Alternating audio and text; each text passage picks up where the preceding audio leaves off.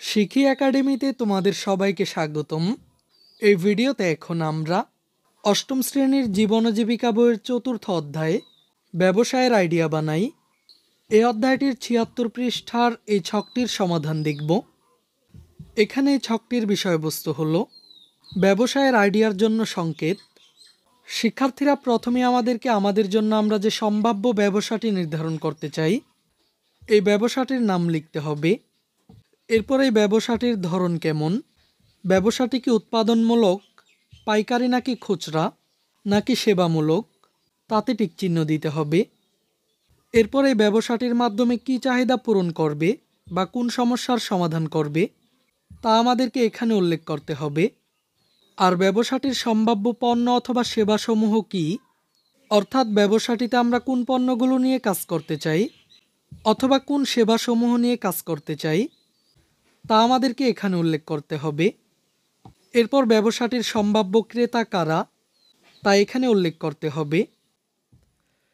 এরপর বিক্রয় পদ্ধতি কেমন, কিভাবে ক্রেতা পণ্য গ্রহণ করবেন, সরাসরি প্রক্রিয়ায় নাকি অনলাইন প্রক্রিয়ায়, আর ব্যবসায় লেনদেন পদ্ধতি কেমন হবে, ক্যাশ পেমেন্ট, অনলাইন পেমেন্ট নাকি মোবাইল পেমেন্ট নাকি উভয় পদ্ধতি।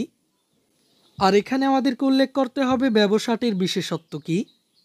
এরপর সেবা বা পণ্যের উৎস ও প্রয়োজনীয় কাঁচামালের যোগান, অর্থাৎ আমাদের ব্যবসাটির পণ্য বা সেবার উৎস কী তা এখানে উল্লেখ করতে হবে। আর এখানে আমরা লিখব যেসব কারণে আমরা এই ব্যবসাটি নির্বাচন করেছি।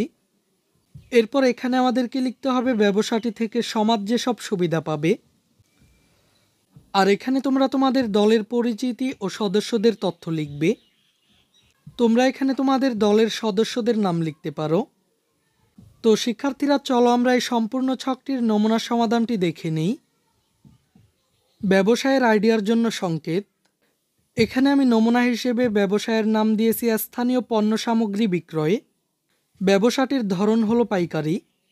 ব্যবসাটি যেসব চাহিদা পূরণ করবে, গ্রামাঞ্চলে উৎপাদিত বিভিন্ন পণ্য সামগ্রী সংগ্রহ করে শহরে নিয়ে পাইকারি বিক্রয়। এতে শহরের মানুষদের গ্রামীণ পণ্যের চাহিদা পূরণ হবে।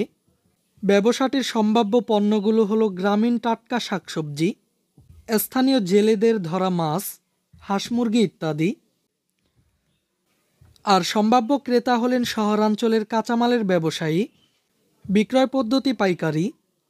ক্রেতা পণ্য গ্রহণ করবেন সরাসরি পদ্ধতিতে। এরপর লেনদেন পদ্ধতি, এখানে উভয় পদ্ধতি, অর্থাৎ ক্যাশ পেমেন্ট, অনলাইন পেমেন্ট এবং মোবাইল পেমেন্ট।